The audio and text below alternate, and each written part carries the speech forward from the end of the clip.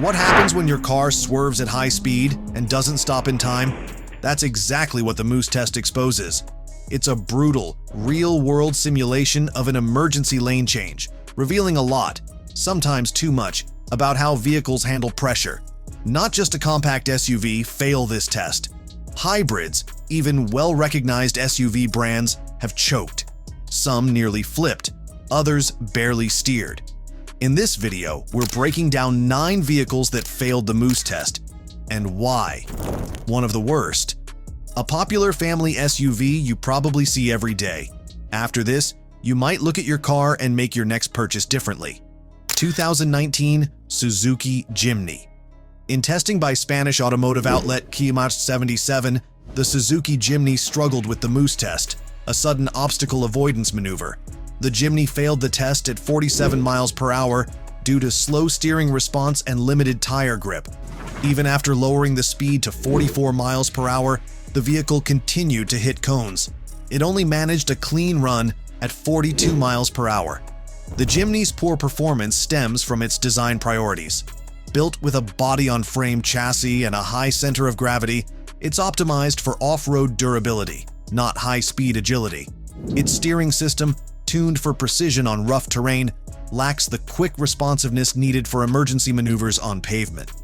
Still, the Jimny remains a favorite among off-road enthusiasts. Its compact size and rugged build make it highly capable in the environments it was truly designed for, far from the asphalt. 2020 Toyota RAV4 Prime. During Moose test evaluations, the Toyota RAV4 Prime showed alarming instability. At just 42.3 miles per hour, the vehicle exhibited severe oversteer, with the electronic stability control system failing to intervene effectively. Testers observed the rear sliding out dramatically and noted that the front left wheel's rim nearly touched the pavement due to excessive body roll. The vehicle only managed a clean run at 39.2 miles per hour, well below the typical threshold for passing the test. Toyota Europe replicated the test and confirmed the issues. In response, Toyota announced a software update to recalibrate the vehicle's stability control system. Rolled out in early 2021, the update applied to all new RAV4 Prime models and was also made available to existing owners. Post-update testing showed marked improvement. The vehicle completed the Moose test at higher speeds, with significantly better control, aligning its performance with expected safety standards for emergency maneuvers. 2022 Volvo C40 Recharge. The Volvo C40 Recharge struggled in the Moose test, showing pronounced understeer and only completing the maneuver cleanly at 43.5 miles per hour, below average for its segment. The electronic stability control system failed to respond effectively despite being fitted with Pirelli P0 Elect tires and tested in normal mode. High ambient temperatures, around 35 degrees Celsius, may have also reduced tire grip.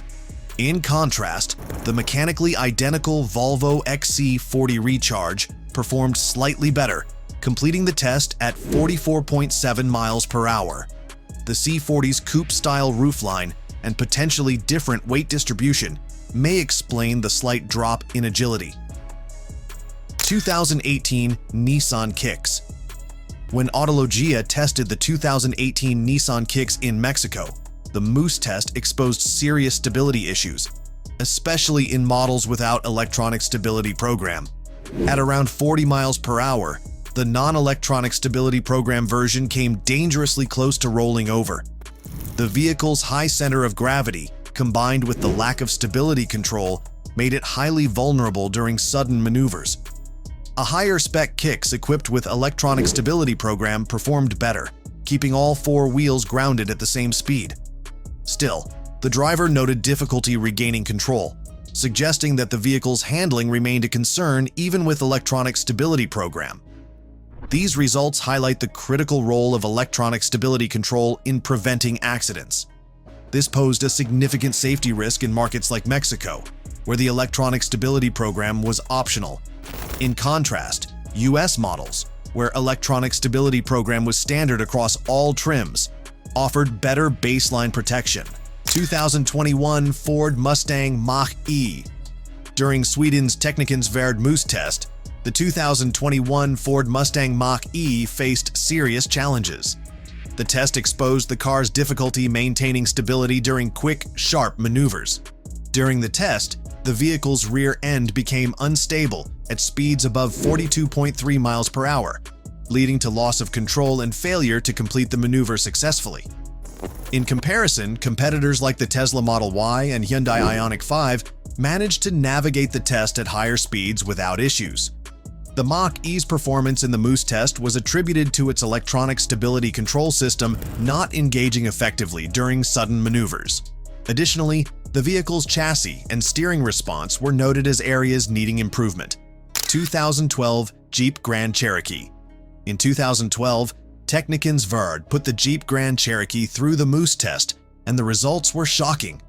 At around 43.5 miles per hour, the SUV lifted onto two wheels, showing a clear risk of rollover when fully loaded to its rated capacity. Chrysler pushed back, claiming the vehicle had been overloaded beyond spec. But when the test was repeated under joint supervision, new concerns emerged. The front tires de-beaded from the rims multiple times during sharp maneuvers. Instead of easing doubts, the retest raised even more safety questions about the Grand Cherokee's handling under stress, especially when fully loaded. 2019 Toyota RAV4. In 2019, the Toyota RAV4 faced scrutiny after failing Sweden's Moose test. During the test, the RAV4 showed alarming behavior. At around 42 miles per hour, its electronic stability control system responded too late, causing the inside wheels to lift off the ground during sharp swerves. This raised serious concerns about the SUV's emergency handling. Toyota responded with a software update to recalibrate the vehicle stability control system. Follow-up tests showed clear improvement, with the updated RAV4 passing the Moose test at speeds up to 45 miles per hour. However, the fix wasn't issued as a recall. Owners had to request the update at their dealership. 2023 Kia Sportage Plug-in Hybrid. The 2023 Kia Sportage Plug-in Hybrid faced difficulty during the Moose test. At the standard test speed of 47.8 miles per hour, the Sportage showed pronounced understeer and was unable to complete the course without hitting cones. Even at reduced speeds, 46 miles per hour and 44 miles per hour, the vehicle continued to knock over markers, failing to cleanly pass the test. In contrast, the Hyundai Tucson plug-in hybrid, built on the same platform with an identical powertrain, successfully completed the Moose test at 46 miles per hour. The difference in performance points to possible variations in suspension tuning or weight distribution affecting the Sportage's emergency handling. Still, the vehicle held its own in the slalom portion of the evaluation, posting a stable and predictable run that matched Tucson's time of 24 seconds. 2022 Jeep Renegade Plug-in Hybrid. The 2022 Jeep Renegade Plug-in Hybrid struggled in the Moose test. At the standard speed of 47.8 miles per hour, the Renegade showed pronounced understeer and failed to complete the course without hitting cones. Even at a reduced speed of 43.5 miles per hour, it continued to make contact with the markers, highlighting its difficulty with sudden evasive maneuvers. These shortcomings likely stem from factors such as suspension tuning, weight distribution, and the calibration of the electronic stability control system. The Renegade performed more confidently in the slalom test, showing stable, predictable behavior and maintaining composure through rapid lane changes, despite some body roll.